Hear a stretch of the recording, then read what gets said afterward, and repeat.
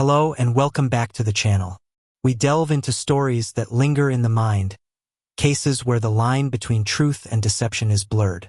The story we are about to unfold is one of those. It's a narrative of secrets, betrayal, and the devastating consequences when a young life, full of promise, intersects with the dark underbelly of a seemingly perfect town.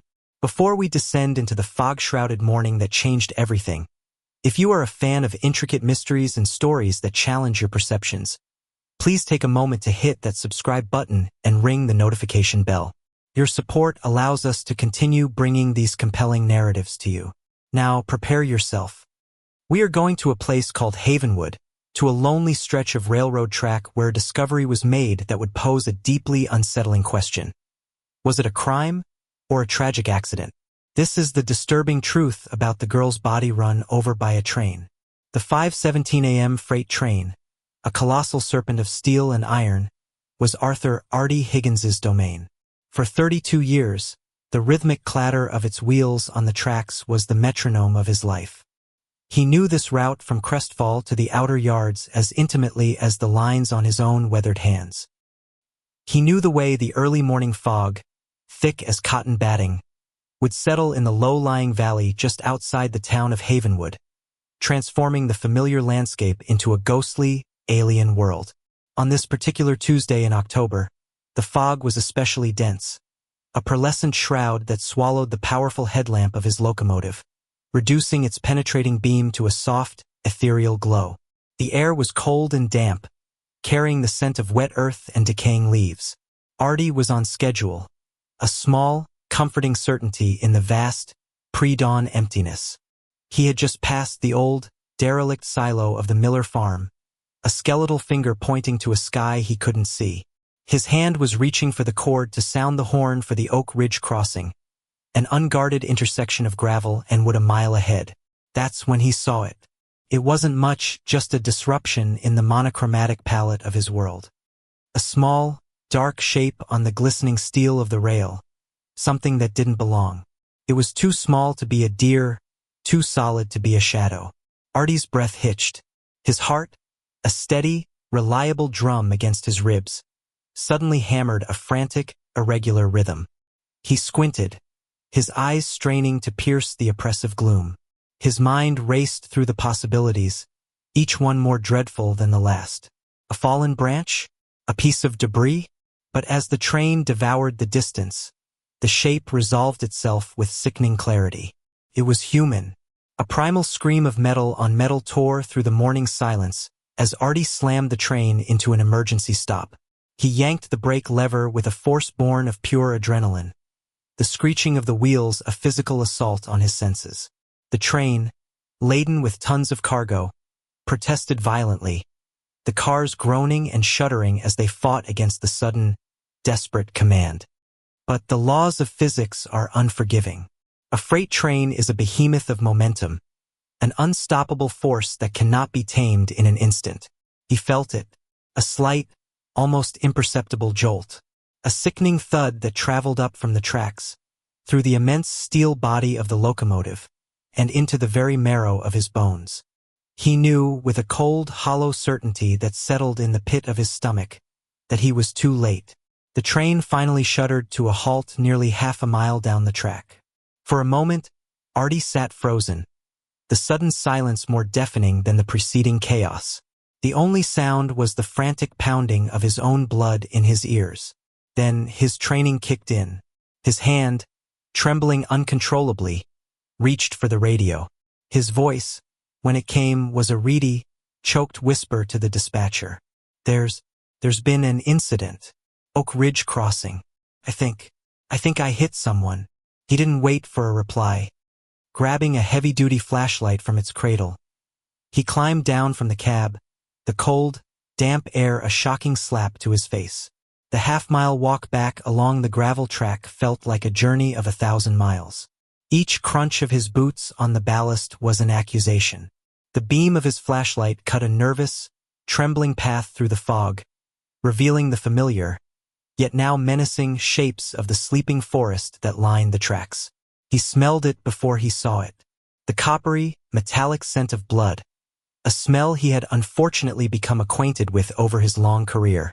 He steeled himself, his steps slowing as he approached the spot. The scene that awaited him was a tableau of unimaginable horror, one that would be forever burned into his memory. The victim was a young woman. The splash of color he had seen from the cab was a vibrant blue dress, now torn and stained, a stark, tragic contrast to the grim reality of her death.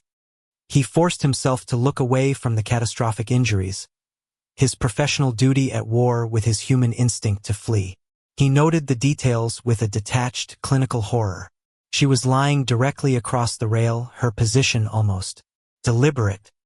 He backed away slowly, his stomach churning, the flashlight beam dancing wildly in his unsteady hand. He had seen suicides on the tracks before, acts of final, desperate despair. He had witnessed the tragic aftermath of accidents, of people taking foolish shortcuts. This felt different. There was an unnerving stillness to the scene, a sense of grim choreography that sent a chill down his spine that had nothing to do with the morning air. It was as if she hadn't been a person, but an object carefully placed, a morbid statement left for him to find. Within the hour, the tranquil woods were ablaze with the flashing red and blue lights of Havenwood Police and the County Sheriff's Department. The piercing wail of sirens had replaced the lonesome cry of the train whistle. The area was cordoned off with yellow tape, a stark, artificial boundary separating the world of the living from the grim reality of the dead. Sheriff Brody, a man whose weary, kind eyes had seen more than their fair share of tragedy in this quiet corner of the state, found Artie Higgins sitting on the steps of his locomotive. A tin mug of coffee, long since cold, was clutched in his white-knuckled grip. "Artie," Brody's voice was low and gentle. "Talk to me." Artie could only shake his head, his gaze fixed on the horrifying scene down the tracks, now swarming with uniformed officers and forensics personnel. "I saw her, Brody. Just a shape in the fog. I hit the brakes. I swear I did. But it was no good. It was just too late." "We know, Artie. We know," Brody said, placing a comforting hand on the driver's trembling shoulder. The lead investigator from the county, Detective Isabella Rossi, arrived soon after. She moved with a quiet, purposeful authority, her dark, analytical eyes missing nothing. She was a stark contrast to the folksy, familiar presence of Sheriff Brody. Where he saw a human tragedy, she saw a puzzle, a series of questions that demanded answers. The victim was soon identified. Alara Vance, 17 years old, a senior at Havenwood High, and one of the town's brightest stars. The news rippled through the community like a shockwave, a collective gasp of disbelief and horror. Alara Vance was not the kind of girl you expected to meet such a brutal, lonely end. She was the class valedictorian, the captain of the debate team, a gifted artist who had already earned a full scholarship to a prestigious art institute. She was the daughter of David and Sarah Vance, a prominent lawyer and a respected town councilwoman. She was, by all accounts, a girl with an impossibly bright future, a girl who had everything to live for. As the forensics team, under Rossi's watchful eye, began their meticulous work, the initial assumption of a tragic suicide began to crumble, replaced by a host of deeply disturbing questions. There were no signs of a struggle on the steep gravel embankment leading down to the tracks. Her pristine white sneakers were found placed neatly side by side on the dewy grass several feet away, as if she had taken them off before stepping onto the rails. Her school backpack was leaning against the trunk of a large oak tree, zipped closed. Inside, her textbooks were stacked in perfect order, a half-finished calculus assignment tucked neatly into a folder. It was all too tidy, too organized. "What's your gut telling you, Rossi?" Sheriff Brody asked, his arms crossed over his chest, his face a mask of grim confusion. Detective Rossi was crouched near the tracks, her gloved finger pointing to a small, almost imperceptible indentation in the soft earth next to the rail. "My gut is telling me this is wrong, Sheriff. All wrong." She stood up, her gaze sweeping the entire scene, from the carefully placed shoes to the backpack, to the still, broken form on the tracks. "A suicide is an act of chaos, of desperation. This feels staged. It's performative." The preliminary report from the medical examiner, delivered via a hushed phone call to Rossi at the scene, only deepened the mystery. While the cause of death was unquestionably the massive trauma inflicted by the train, there were other, more subtle and troubling findings.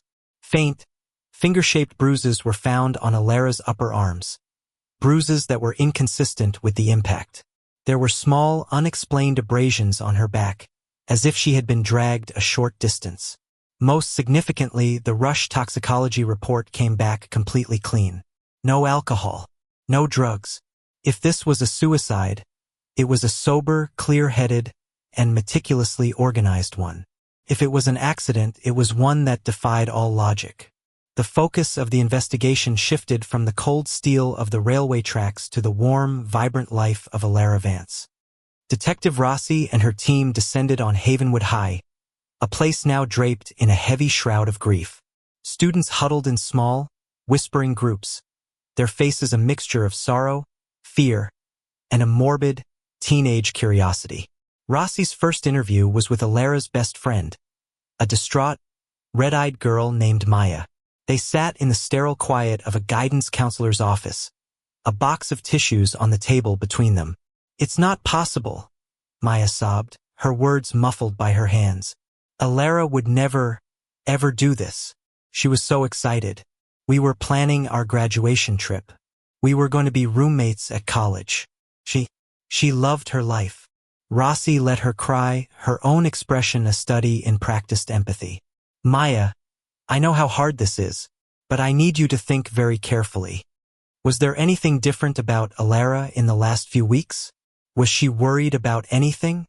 Was there anyone who might have wanted to hurt her?" Maya shook her head vehemently at first. "No, everybody loved Alara. She didn't have a mean bone in her body." But then she paused, a flicker of uncertainty in her tear-filled eyes. She had been a bit secretive. The last couple of weeks. Distant. Secretive how? Rossi pressed, her investigative senses tingling. "She was getting these phone calls," Maya explained, her voice dropping to a conspiratorial whisper. "Late at night. She'd always walk away to take them. I asked her who it was, and she just said it was a project she was working on. And she was jumpy, like really on edge. I thought it was just stress about finals, but this was different." The pristine image of Alara Vance, the perfect student with the perfect life, was beginning to develop hairline cracks. The investigation then moved to the Vance family home, an immaculate colonial on the most affluent street in Havenwood. The house was filled with flowers and hushed condolences, but beneath the veneer of grief, Rossi sensed a palpable tension, an undercurrent of things left unsaid. David Vance, a man used to being in command of every situation, was a portrait of barely controlled rage and frustration. He paced the length of his antique Persian rug, his answers to Rossi's questions clipped and dismissive. "Detective, this is a profound tragedy, but it's a simple one. My daughter was a teenager. They can be impulsive. She was likely taking a shortcut home, her headphones on, and she simply didn't hear the train. It was an accident. A horrific, tragic accident." Sarah Vance was a different story. She seemed fragile, almost translucent, as if a strong gust of wind might shatter her into a million pieces. She sat on a brocade sofa, her hands clasped tightly in her lap, her eyes vacant. "Detective," Rossi said, her voice gentle but firm, "the evidence we're finding at the scene doesn't support the accident theory. The placement of her shoes, her backpack, suggests she was there for a reason. And the medical examiner found some inconsistencies." The word inconsistencies hung in the opulent, silent room like a specter. David Vance stopped his pacing, his eyes narrowing. "What kind of inconsistencies?" Before Rossi could answer, Sarah Vance let out a small, choked gasp. Her husband was instantly at her side, his arm wrapping around her in a gesture that seemed as much about control as it was about comfort. The days that followed were a frustrating series of dead ends. The mysterious late-night calls to Alara's phone were traced to a series of burner phones, each one a digital ghost that vanished as soon as it was used. Her social media was a curated gallery of a happy, well-adjusted teenager. Smiling selfies with friends, photos of her artwork, excited posts about her college acceptance letters. There was no suicide note, no diary entry hinting at despair, no online footprint of a secret life. But Rossi was a bulldog. She believed in evidence, and the evidence was telling her a story that no one else wanted to hear. She went back to Maya, pressing her again about the secret project. She was so excited about it, Maya recalled, her brow furrowed in concentration, but also scared. I remember she said something weird. She said, "Sometimes you have to get your hands dirty to clean things up." She said it was important, that it could change everything for her family. Change what? Rossi asked, leaning in. I don't know, Maya confessed, shaking her head. She wouldn't tell me. She said it was better if I didn't know. Safer. The phrase safer if you didn't know sent a chill down Rossi's spine. This wasn't a school project. This was something else entirely. It was this clue that led Rossi back to Alara's bedroom, a place that had been sealed since her death. For hours, she meticulously searched the room, a sanctuary of art supplies, classic literature, and teenage dreams. It was almost too perfect, too organized. Finally, her methodical search paid off. A floorboard beneath Alara's antique writing desk was slightly loose. Prying it up, Rossi found a small, leather-bound journal. It was locked. After a brief but intense search, she found the key, taped to the underside of the desk drawer. The journal was not a diary of teenage crushes and classroom gossip. It was a detailed, methodical log of an investigation. Alara Vance, it turned out, had been playing detective. The pages were filled with cryptic notes, dates, and initials, all centered around a complex series of financial transactions and land deals connected to some of Havenwood's most powerful and respected figures, including her own father. Rossi's blood ran cold as she read the final entry. It was dated the night before her death, written in a hurried, slightly shaky hand. He knows I have the proof. He knows everything. He says he can explain that it's not what I think. I have to meet him. He said to be alone. The old railway crossing. Midnight. Suddenly, every piece of the puzzle clicked into place with horrifying clarity. The neatly placed shoes, the organized backpack, the lack of a struggle. Alara hadn't gone to the tracks to die. She hadn't stumbled there by accident. She had gone there for a meeting from which she would never return. The case had just taken a sharp, dark turn. This wasn't a tragic accident. It wasn't a simple suicide. It was murder. And the quiet, perfect town of Havenwood was guarding a secret far more disturbing than anyone could have possibly imagined. The words in Alara's journal felt radioactive in Detective Rossi's hands. He knows I have the proof. I have to meet him. It was a confession, a motive, and a death warrant, all written in the elegant, looping script of a 17-year-old girl. The journal was no longer just evidence. It was the ghost of Alara Vance, pointing an accusing finger from beyond the grave.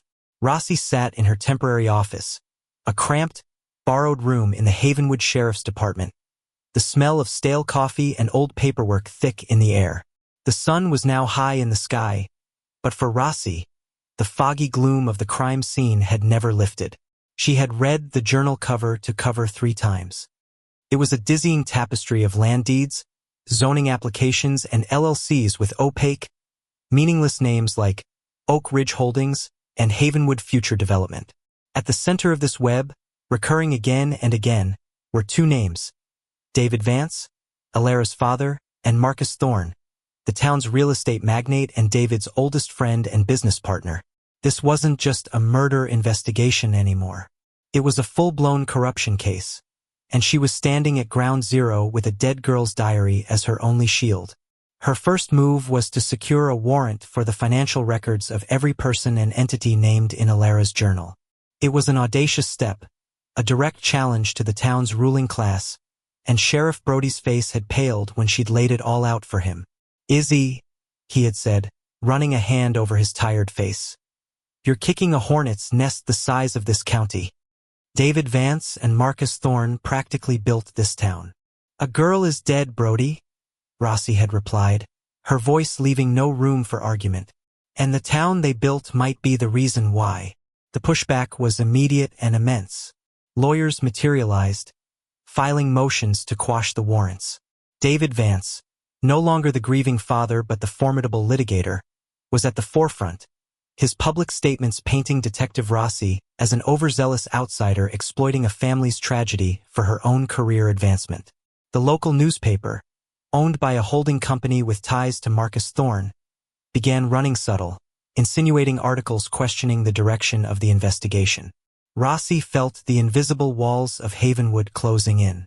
She needed an ally, someone on the inside of Alara's life who was outside the circle of power she was investigating. That led her to Liam. His name had appeared only once in the journal, in a fleeting, affectionate mention. Told Liam I was stressed about a project. He just held my hand and said he'd be there for me no matter what. He's too good for all this. Liam Carter wasn't what Rossi had expected. He wasn't the clean-cut, preppy boyfriend of the class valedictorian.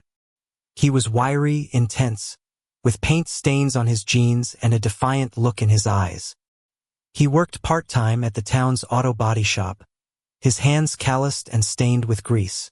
Rossi found him there, the scent of oil and metal polish hanging heavy in the air. They talked in his beat-up pickup truck, the only place he seemed to feel comfortable. She wasn't like them, Liam said, his voice low but fierce, his gaze fixed on the cracked windshield. Everyone saw this perfect little princess, but she hated it. She hated the phoniness of it all. The charity galas, the smug dinner parties. She called it the architecture of lies. The journal, Rossi prompted gently. Did you know what she was doing? Liam let out a short, bitter laugh. Not the details. She was too smart for that. She knew it was dangerous. She just said she'd found something. Something rotten. Something about her dad and Mr. Thorne and the new luxury resort they're planning up on Whisperwind Ridge. He turned to look at Rossi, his eyes burning with a mixture of anger and regret. She was obsessed. The last month it was all she could think about. She bought a burner phone. She was using the library's computers to research. She told me she felt like she was being watched. Did she say who she was meeting that night? Rossi asked, her heart rate quickening. Liam's face tightened. He looked down at his hands, turning a small, greasy wrench over and over. No, she just said she had to end it. That she had one last meeting to get the final piece of the puzzle. She promised me she'd be careful. She texted me around 11:30 p.m. Just said, "Wish me luck. This is it." He finally looked up, his eyes glistening with unshed tears. I should have stopped her. I should have gone with her. Liam's words painted a new portrait of Alara. Not a victim who stumbled into danger, but a determined, almost reckless investigator who knew the risks she was taking. He also gave Rossi a crucial piece of information. The night Alara died, Liam had been working late at the shop. Around 11:45 p.m., consumed with worry, he had driven out towards the Oak Ridge crossing, hoping to catch a glimpse of her, to make sure she was okay. He didn't see her, but he saw something else. A car, he said, his voice barely a whisper, parked in the small pullover spot near the tracks. It was a dark SUV, a new model, expensive. I only saw it for a second as my headlights swept past it. Then it pulled out fast and headed back towards town. Did you get a license plate number? Rossi asked, leaning forward. No, it was too dark, too quick, he admitted, frustration etched on his face. But it was a new model Lexus SUV. Black. Mr. Thorne drives one just like it. So does her dad. It was a lead, but a frustratingly ambiguous one. Two main suspects, both with the same type of vehicle. Meanwhile, the financial data began to trickle in. A deluge of digital files that Rossi's forensic accounting team worked on day and night. The picture that emerged was exactly what Alara had suspected. It was a sophisticated scheme. Marcus Thorne, using a series of shell corporations, had been buying up seemingly worthless parcels of protected woodland around Whisperwind Ridge for pennies on the dollar. David Vance, using his legal expertise and his wife's position on the town council, had been quietly pushing through minor zoning variances and amendments, seemingly unrelated, but which, when combined, would pave the way for the entire area to be rezoned for commercial development. The planned luxury resort would make them all tens of millions of dollars.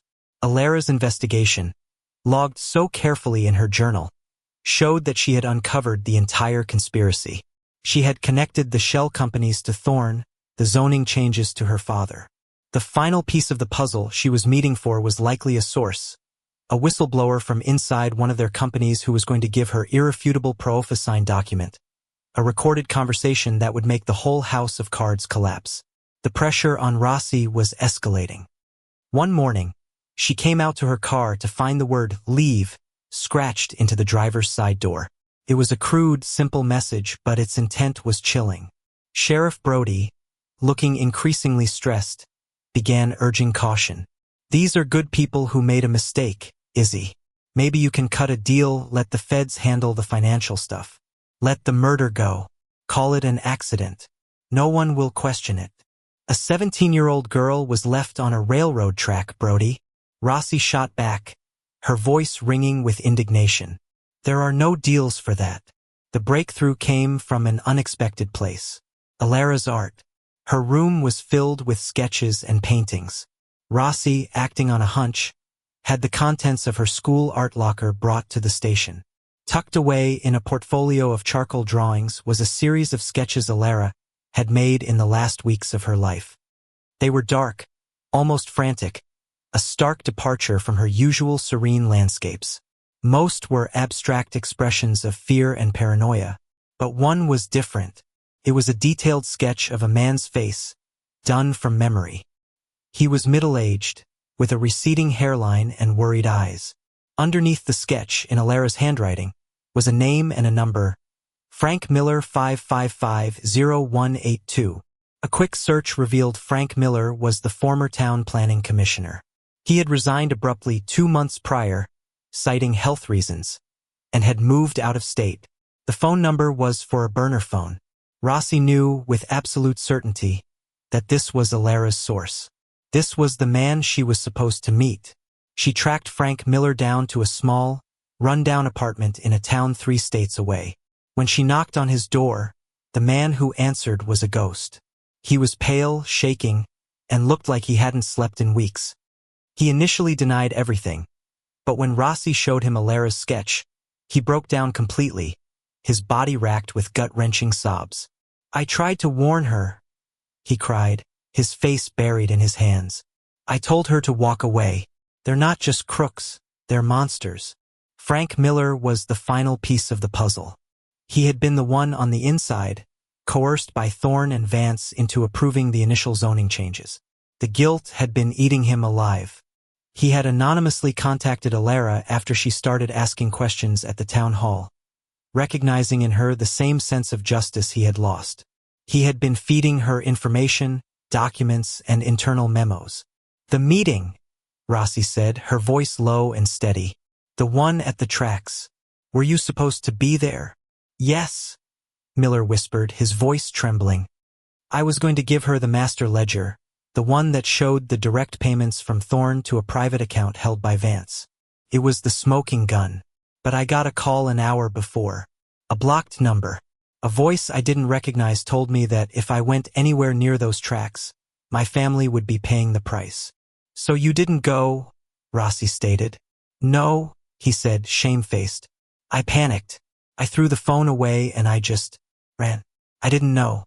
I didn't know she would go alone. I thought she would understand not to go.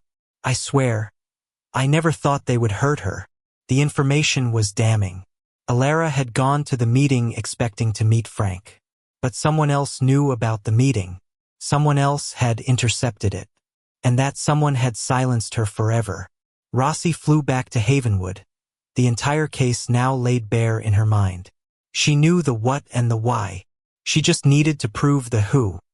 The black Lexus SUV Liam had seen was the key. Both Vance and Thorne owned one. But Thorne had a rock-solid alibi. He had been hosting a political fundraiser at his mansion, with 24 influential guests who could confirm he was there until at least 2 a.m. That left one person. Armed with Frank Miller's sworn statement and the detailed evidence from Alara's journal, Rossi went back to the Vance house. This time, she wasn't asking questions. She was there to make an arrest. She found David Vance in his study, a cavernous room lined with leather-bound law books. He was standing by the window, a glass of whiskey in his hand, looking out at the perfectly manicured lawn. He didn't seem surprised to see her. "Detective," he said, his voice flat, devoid of emotion. "I assume this isn't a social call." "David Vance," Rossi said, her voice steady and clear. "I have a warrant for your arrest for the murder of your daughter, Alara Vance." He turned slowly, a strange, unreadable expression on his face. It wasn't shock or anger. It was something closer to weary resignation. He took a slow sip of his whiskey and placed the glass deliberately on his desk. "You're a good detective, Rossi," he said, his voice barely a whisper. "You found the what. You even found the why. But you have the who all wrong." He nodded towards a small, ornate silver box on his desk. "Open it." Rossi, her senses on high alert, cautiously opened the box. Inside was a small, high-capacity USB drive. "Alara was brilliant," David Vance continued, his gaze distant, lost in a painful memory. "More brilliant than I ever gave her credit for. She figured out the whole thing. She came to me the night before she died. She confronted me. She was going to expose us all." He paused, his throat working. "I was a coward. I was ready to let it all go, to protect her. But Marcus has a different way of solving problems." "What's on this drive?" Rossi asked, her eyes narrowed. "The truth," David Vance said, a single tear finally tracing a path down his stone-like face. "It's the security footage from my home office. From that night. It shows my conversation with Alara. And it shows the phone call I made right after she left." Rossi's mind reeled. This was the confession. But it wasn't the one she was expecting. He wasn't confessing to murder. He was confessing to being an accomplice. "Who did you call, Mr. Vance?" He looked her straight in the eye, his face a mask of profound, soul-crushing guilt. "I called Marcus. I told him Alara knew everything. I told him she was on her way to meet the source at the tracks.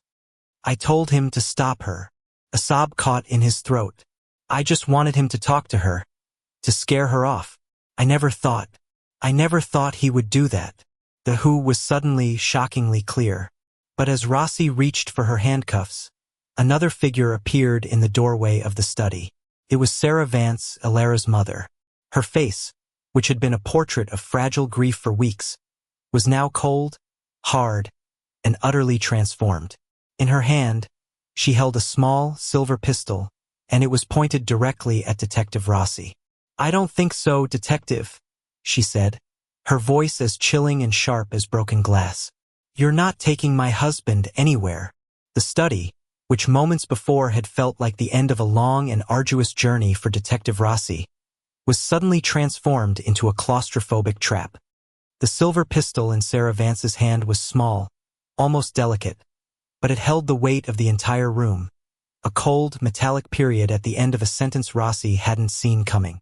Her training screamed at her to draw her own weapon, but the look in Sarah Vance's eyes, a chilling fusion of maternal ferocity and icy resolve, stayed her hand.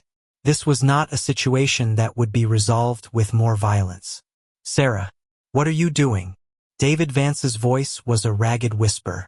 The confession he had just made, the immense weight of his guilt, was instantly overshadowed by this new, more immediate horror. He looked at his wife as if seeing her for the first time. The fragile, grief-stricken woman he had been protecting was gone. In her place stood a stranger. "I'm doing what I've always done, David," Sarah said, her voice unervingly calm, her eyes never leaving Rossi. "I'm protecting this family. Something you seem to have forgotten how to do." "By threatening a police officer?" Rossi kept her voice low and even, her hands slowly raising into a non-threatening, open position. "That won't protect anyone, Mrs. Vance."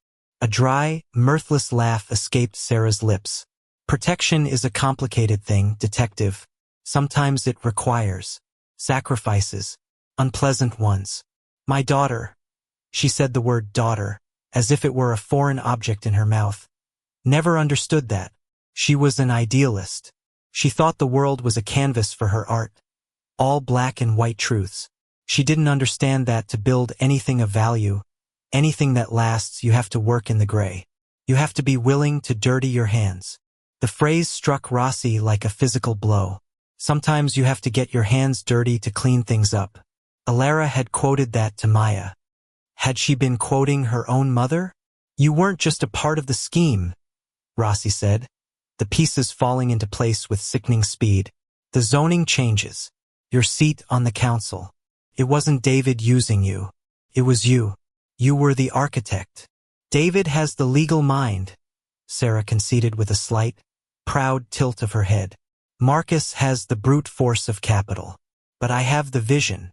I saw what this town could be, what we could be. Alara. She saw it as a betrayal, a crime. Her expression hardened. She was going to burn it all to the ground. Our home, her father's career, Marcus's entire life's work. All for some misplaced, childish notion of justice.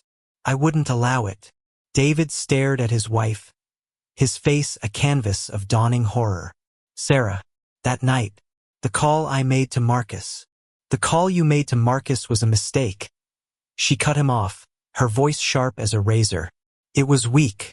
You panicked. You told him to stop her. Do you know what Marcus would have done? He would have offered her money. He would have reasoned with her. He would have treated her like an adult. But she wasn't an adult. She was a zealot. And you don't reason with zealots. She took a step closer to Rossi, the gun unwavering. So I went with him. I told him to drive. I was the one who met Alara on those tracks. The confession hung in the air, thick and poisonous. Rossi could almost picture the scene. The foggy darkness, the headlights of the Lexus SUV cutting through the gloom, the confrontation between mother and daughter. She didn't expect to see me, Sarah continued, her voice becoming a low, conspiratorial monologue. She expected Frank Miller, the sniveling little coward, or Marcus, or even her father. When she saw me, she was relieved. For a moment, she thought I was there to help her, to listen. She started showing me her proof, her little journal of accusations. Sarah's lip curled in a sneer. She just didn't understand. She kept talking about right and wrong, about the law. I tried to make her see. This wasn't about the law. This was about survival. Our survival. So you killed her? Rossi stated, her voice flat, devoid of the shock she felt. Sarah flinched, a brief crack in her icy facade. There was a struggle. She was hysterical. She tried to run. Marcus. He only tried to restrain her. She looked at David, her eyes pleading for him to understand. She fell. She hit her head on the rail. It was an accident. The fall killed her. And the train. Rossi pressed, knowing it was a lie. Was that an accident too? We couldn't just leave her there, Sarah whispered, her composure beginning to fray. The questions. The scandal. It would have been the same result. Everything ruined. So we made it look like something else. A tragedy. I took off her shoes. I placed her backpack by the tree. It was a mercy, don't you see? A quiet end instead of a loud, messy ruin. You put your own daughter's body on a railroad track. David choked out, the words catching in his throat. He sank into his chair, a broken man, the full weight of his actions, and his wife's, finally crushing him. Suddenly, the tense quiet was broken by the sound of approaching sirens. Faint at first, but growing steadily louder. Someone at the station, likely Sheriff Brody, had noticed Rossi had been gone too long and hadn't checked in. Panic flared in Sarah's eyes. Her carefully controlled world was collapsing in real time. They can't take you, David, she said, her focus shifting wildly between her husband and Rossi. I won't let them. It's over, Sarah, Rossi said, her voice firm. Put the gun down. But Sarah wasn't listening. She was lost in her own narrative of protection and sacrifice. As the sirens grew to a wail just outside the house, she made her decision. The gun, which had been pointed at Rossi, swung towards her husband. No one is taking you away from me, she hissed. In that split second, As every muscle in Rossi's body tensed to lunge, David Vance acted. With a cry of pure anguish, he kicked the leg of his heavy mahogany desk, sending it lurching sideways. The heavy glass of whiskey toppled, and Sarah, startled by the sudden movement, flinched. It was all the opening Rossi needed. She moved, closing the distance in 2 quick steps, her hand grabbing Sarah's wrist, forcing the gun upwards. The gun went off with a deafening roar, the bullet burying itself harmlessly in the ornate plaster of the ceiling. The study was instantly filled with the acrid smell of cordite. Sheriff Brody and 2 deputies burst through the door, weapons drawn, to find Rossi disarming a sobbing, defeated Sarah Vance, while David Vance sat staring into the abyss of his own making. The aftermath was swift and brutal. Marcus Thorne was arrested at his mansion, taken completely by surprise as he was pouring a celebratory drink, believing David Vance had successfully taken the fall. The USB drive from David's desk, along with Frank Miller's testimony and the forensic evidence, sealed their fates. The news ripped through Havenwood like a wildfire, incinerating the carefully cultivated image of the town. The architecture of lies that Liam had spoken of came crashing down, exposing the rotten foundation beneath. The perfect family was a nest of vipers. The town's benevolent benefactor was a killer. The story was no longer about a tragic accident. It was a dark, sordid tale of greed, corruption, and a mother who would sacrifice her own child for the sake of an empire. Weeks later, after the media frenzy had subsided and the legal proceedings were underway, Detective Rossi found herself back at the Oak Ridge crossing. The yellow tape was long gone. The autumn leaves had fallen, covering the gravel and the rails. It was just a quiet, lonely stretch of track again. She walked to the spot where Alara's shoes had been found and placed a single, wild daisy she had picked from the embankment. There was no sense of triumph, no satisfaction in a case closed. There was only a profound and hollow sadness for a brilliant young life extinguished too soon. She heard a footstep on the gravel behind her and turned to see Liam Carter. He held a small, rolled-up canvas in his hand. He gave her a small, sad nod and walked to the large oak tree where Alara's backpack had been. He unrolled the canvas. It was a portrait of Alara, not the smiling, perfect girl from the yearbook, but a more thoughtful, intense version, her eyes filled with a fierce intelligence. He propped it against the trunk of the tree, a silent, beautiful memorial. She knew, Liam said quietly, his back to Rossi. She knew it was her mother. I think deep down she always knew. She just didn't want to believe it. Rossi didn't reply. There was nothing to say. As they stood in silence, a distant sound drifted through the trees. The lonesome, mournful sound of a train whistle. It was an echo of that foggy morning, a sound that would forever be a part of Havenwood's history. A final, haunting lament for the girl who learned the most disturbing truth of all, that the real monsters aren't strangers in the dark, but the ones who tuck you in at night.